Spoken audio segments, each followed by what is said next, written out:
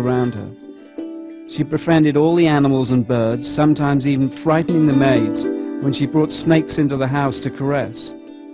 At other times she could be found alone in a remote corner of the house, her face beaming with inward joy, lost in meditation.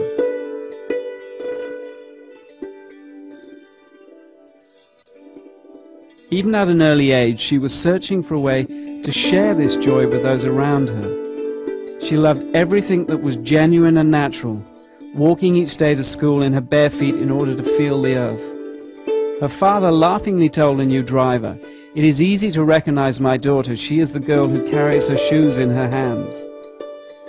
During vacations and holidays, Nirmala accompanied her family to Gandhi's ashram. He enjoyed her immensely, affectionately calling her Nepali because of her beautiful features. Sri Mataji later explained her relationship with the Mahatma. Now Gandhiji was very strict. The way he used to make everyone get up at 4 in the morning, have your bath, come for puja. But his quality was that what he said, he practiced. There was no hypocrisy about it. Also, he used to get into a temper with people who would misbehave, and I used to put some cool water on him. Because I was a little girl, he would really understand it. And he used to say, "How is it that you keep so peaceful about such things?" And I said, "That's the solution. Reaction is not the way you can really work it out. Forgiving itself solves the problem."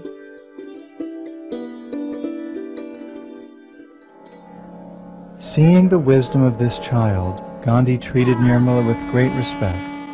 He recognized her divine nature and sought her advice about spiritual matters. When the fight for India's independence from Britain began, Nirmala and her family were at the heart of the struggle.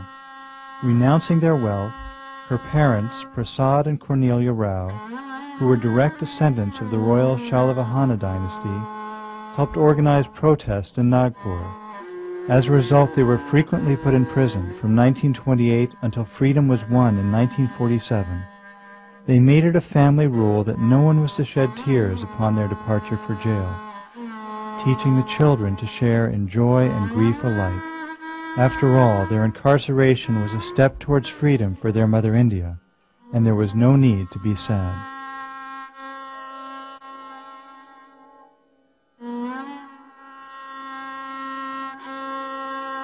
Growing up in the independence movement, Sri Mataji took an active role as a youth leader, spearheading the student struggle in Lahore while attending medical school. To this day, she is an outspoken advocate for political freedom, declaring that people cannot grow spiritually until they are free politically. I had such a good childhood with my parents. They taught us how to be sacrificing. My father was in jail for years. My mother went to jail 5 times. And from huge big houses we were living in huts. But we used to enjoy everything. The feeling that whatever our parents are doing is for our country's freedom was so elevating, that we never even thought of little comforts that children ask for. We could sleep anywhere, eat anything, live anywhere, and that has given me the lesson that if you have complete purity about your dedication and purity about what you have to do, you can achieve. And as Gandhiji had said, we have to have first freedom. I saw the Union Jack coming down and I saw the tricolor going up. That was the moment. It's beyond me.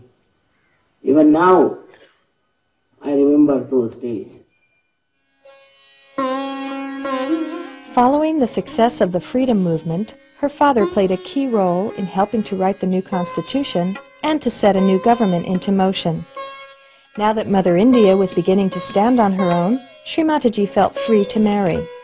In 1947, she married Mr. C.P. Srivastava, a prominent member of the Indian Civil Service.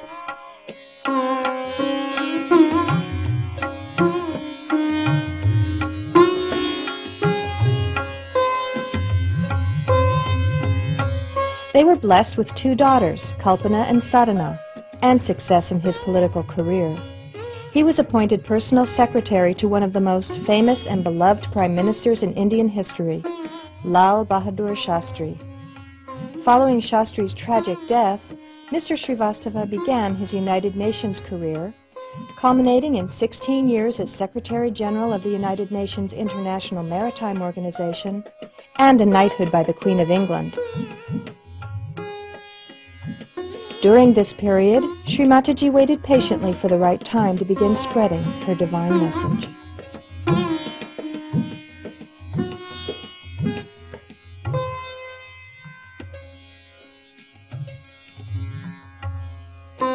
After raising her children to adulthood and seeing them happily married, Sri Mataji had fulfilled her responsibilities as a mother and a householder, and was prepared to embark upon her true life's work, the emancipation of humanity. Having been invited to the ashram of a prominent local guru in 1970, she was shocked to see him looting people in the name of spirituality. Suddenly aware that the seekers everywhere were in danger from this future trend, Sri Mataji searched deep within herself for a solution. She spent the entire night on the seashore contemplating. And in the early hours of the morning, disgust with the falsehood she had witnessed and compassion for her children everywhere forced her to act. She meditated upon the Sahasrara, the energy center on the crown of the head, and prayed that all the seekers of truth would eventually receive their enlightenment and bring about the dawning of collective consciousness in humanity. She describes this historic event.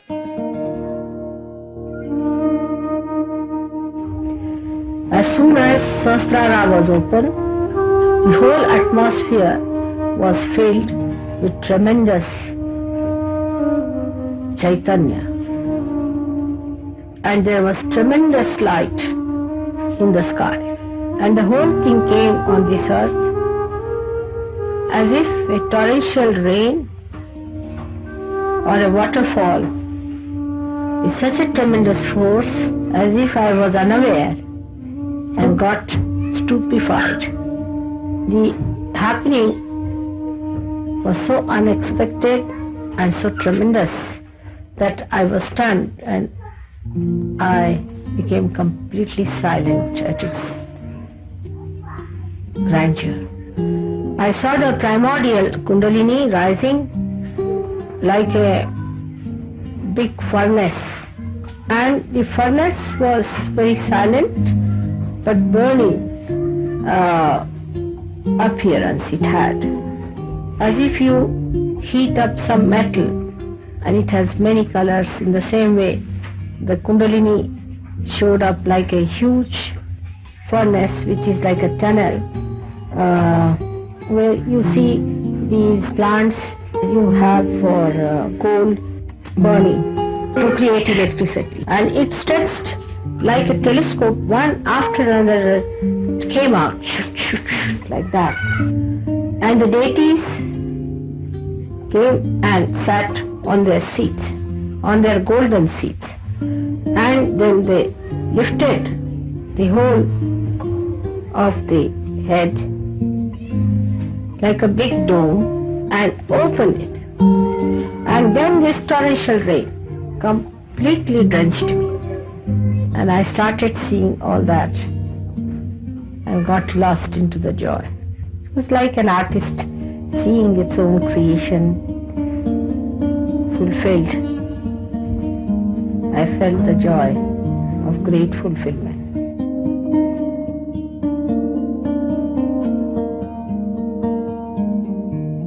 After emerging from this beautiful experience, Sri Mataji looked around and saw the blindness of human beings, and she became absolutely silent.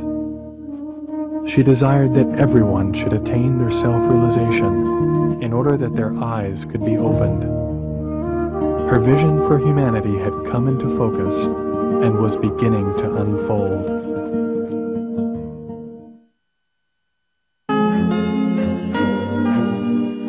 Following this, Sri Mataji began teaching a small group of seekers how to meditate. She stood behind each individual and raised the Kundalini by placing her hands on the various energy centers along the spine. This was a natural process which awakened their residual power of pure desire. She awakened this power called Kundalini, which lay dormant in the sacrum bone at the base of the spine, coiled in 3.5 coils. When awakened, it rose up the spinal cord, connecting and enlightening the energy centers. As it pierced the fontanelle bone area at the top of the head, they were connected with the divine. Although she was working with only a handful of people, she was searching for a universal method which would allow her to give this experience to large groups of people. She soon developed a technique for en masse self-realization. Taking into account all the different combinations and permutations of the human personality, the method was startlingly simple. The seeker would express his or her desire by holding the left hand towards Sri Mataji. Verbal affirmations helped the mothering energy to rise, and the experience could be verified by feeling the Kundalini in the hands and above the head. As more and more people expressed their desire to have this awakening, she began an en masse self-realization movement. Sahaja Yoga was born.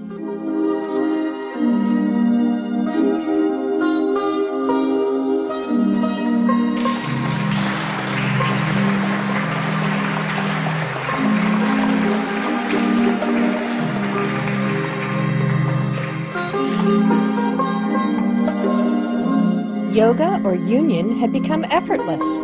No more standing on your head, no need for expensive mantras. Now it was easier to get your enlightenment in the heart of London than it was in the Himalayas. Visits to the psychiatrist's couch were no longer necessary. Sri Mataji was not concerned with the quantity of people, but with the quality of the seekers. She never took any money for giving or developing self-realization, and started Sahaja Yoga with her own resources. To this day, she insists that you cannot pay for your spiritual ascent.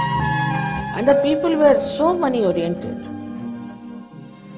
that they would not listen to me, because I said, you cannot pay for your evolution, you cannot pay for your realization.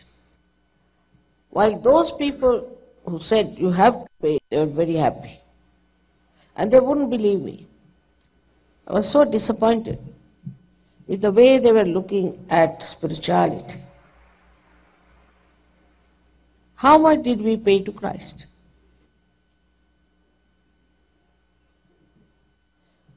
How much did we pay to Mother Earth for these flowers? That money orientation was so great that one of the reasons for our plight is that we supported all kinds of wrong. She was very anxious to save the American seekers from false gurus who had descended upon that country and were leading people to their destruction. In 1972, she sold her gold bangles and with that money set sail for America. In hall after hall, she warned of the dangers of following the false teachers who made many claims, but in reality were damaging the kundalinis and energy centers of their disciples. However, this message fell on deaf ears. The seekers of America were too naive and enthralled to listen. She was in great anguish at the plight of America, and on board the ship to India, her heart was pining to save her children. She addressed them in this poem. To my flower children, you are angry with life, like small children whose mother is lost in darkness. You sulk, expressing despair at the fruitless end of your journey. You wear ugliness to discover beauty. You name everything false in the name of truth. You drain out emotions to fill the cup of love. My sweet children, my darling, how can you get peace by waging war with yourself, with your being, with joy itself? Enough for your efforts of renunciation. the artificial mask of consolation. Now rest in the petals of the lotus flower, in the lap of your gracious mother. I will adorn your life with beautiful blossoms and fill you with divine love, for I cannot bear your torture anymore. Let me engulf you in the ocean of joy, so you lose your being in the greater one, who is smiling in your calyx of self, secretly hidden to tease you all the while. Be aware, and you will find him, vibrating your every fiber with blissful joy, covering the whole universe with light.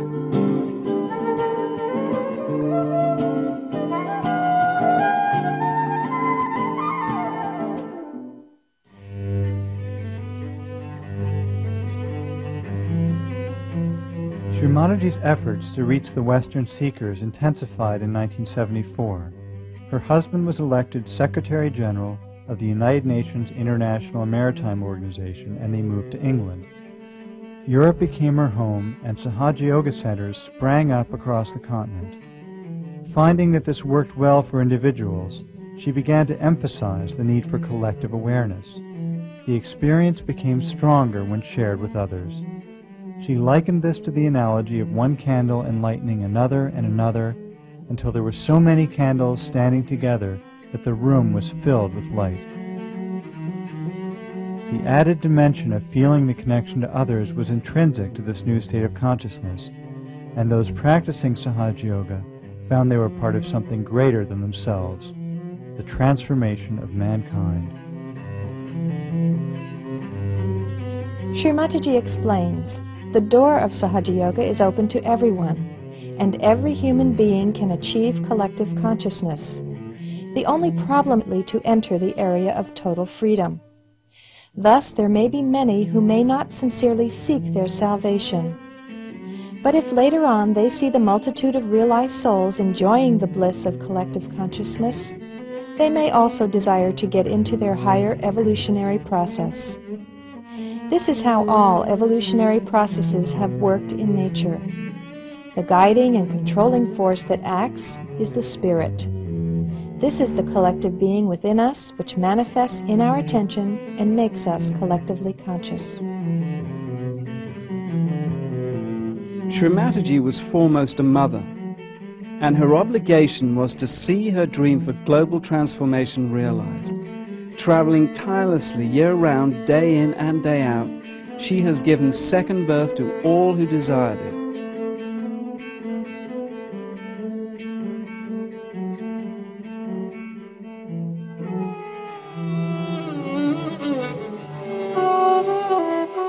Since 1970, she has given enlightenment en masse in over 65 countries around the world, from Russia to Australia. In 1995, at a program held in Bombay, Sri Mataji raised the kundalinis of over 100,000 people at the same time. People overflowed from the hall and sat in the streets.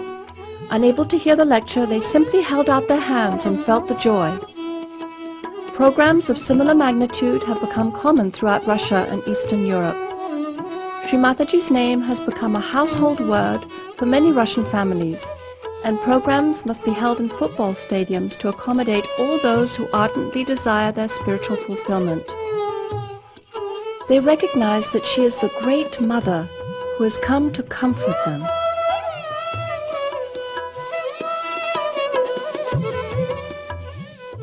Because these are special times, as blossom times, and so many of you who were seekers before, seeking truth all over, going to Himalayas, standing on your heads, fasting, doing all kinds of renunciations and everything, now have taken birth and are normal people, householders. This was all promised that such thing will happen. Only with such people, Sahaja Yoga will work out. So the whole thing is, I would say, a plan which has worked out. You all took your birth, at this spatial moment. Even if you see the position of stars and all that, you can see clearly how everything has clicked together. It's all a divine plan. So a person who has a Sahaj culture is not only spontaneous but is inspired, is an inspired personality. A person who is of that kind, an inspired visionary, then other people get impressed by such a person that, see, there's a man who is inspired, who talks in an inspired way, in a way that is something very different from others, something new, he says, new that is nourishing. In the world of this nonsense that we are living, we have to be something like the lotuses, who cannot be tarnished, who cannot be affected by all the ills that are going on. This is what is the test, is the pariksha. That at this time, at this difficult time, we can blossom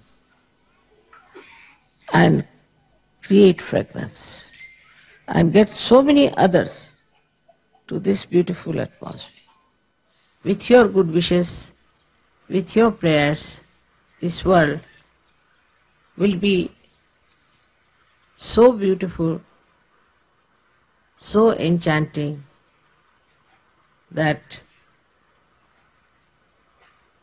in the history people will describe that the world itself became a lotus full of fragrance, of divinity.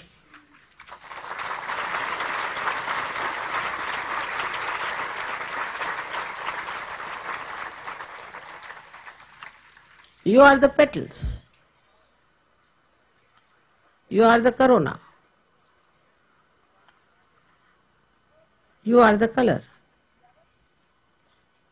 You are the beauty. You are the pollen of that beautiful lotus, which is my vision of this world.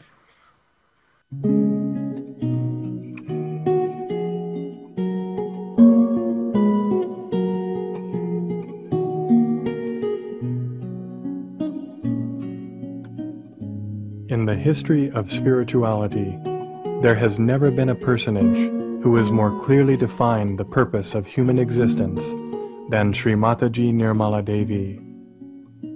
Her vision of mankind as an interwoven tapestry of many colors, cultures, and continents, all joined in what she describes as collective consciousness, is unique in that it establishes the thread which runs through all of human awareness. Sri Mataji sees us not as individuals stalking the earth in isolation, but as instruments of the divine, which when awakened through self-realization, begin to fulfill their purpose and emit love and compassion into the world. Peace must first be established in the individual, she says, and then will manifest itself over the earth. When this occurs, human beings will know themselves to be part and parcel of each other and carry the light of the Spirit in their eyes. This light will comfort and soothe others and bring about the emergence of the culture of the Spirit on earth. We will come to look upon this world in which we live as a living and breathing entity which both sustains and enriches us, and cease to exploit and destroy its bounty. All things will reach a balance because we will have realized the innate balance within ourselves through our connection to the Spirit. The complete transformation of both the inner and outer expressions of humanity are just within our grasp. We need only look within our own being to find the roots of all eternity. As each of us do this, we lay the foundation for the coming age and the great awakening which will forever alter our future course. This is the vision of Sri Mataji Nirmala Devi, a living saint for modern times.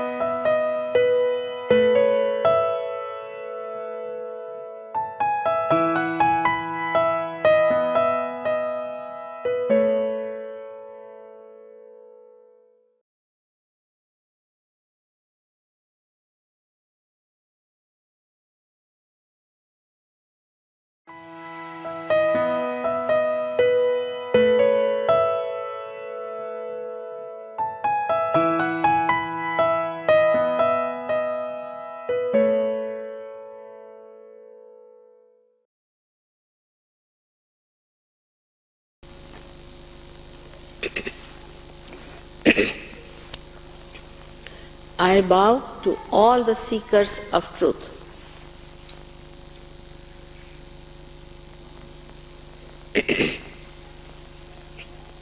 At the very outset, I have to tell you that truth is what it is. You cannot change it, you cannot transform it, you cannot conceptualize it. It is what it is, it was what it was, and it will be what it will be. Whatever I want to tell you today, I have to request you to keep your mind open like scientists. You need not believe into what I say. We have had enough of problems with blind faith. But keep your minds open. In case this proves, then you have to believe. Believe in it. If you are honest people, you have to believe in it. Because it is for the benevolence of your individual self, for the benevolence of your city, your country, and world at large. Most of the problems of this world come from human beings. Humbly we must admit. There's something wrong somewhere that we create problems. And these problems come to human beings when there is a problem with these centers here as explained to you. Now these centers do exist. These are energy centers within. And when they are, thank you, thank you. It's cold, I don't like. I like just ordinary.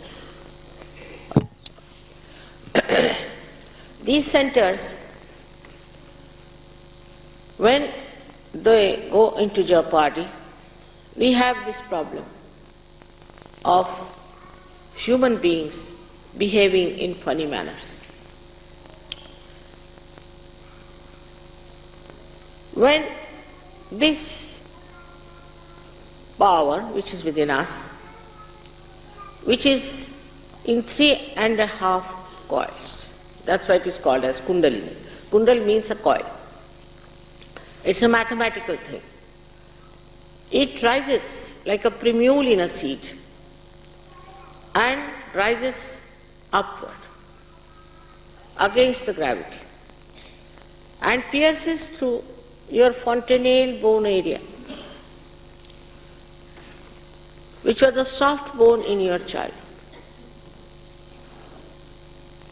Thank you very much. It's a simpler water is better. Thank you. Thank you. Now the truth is that you are not this body. You are not this mind. You are not this ego. What we say,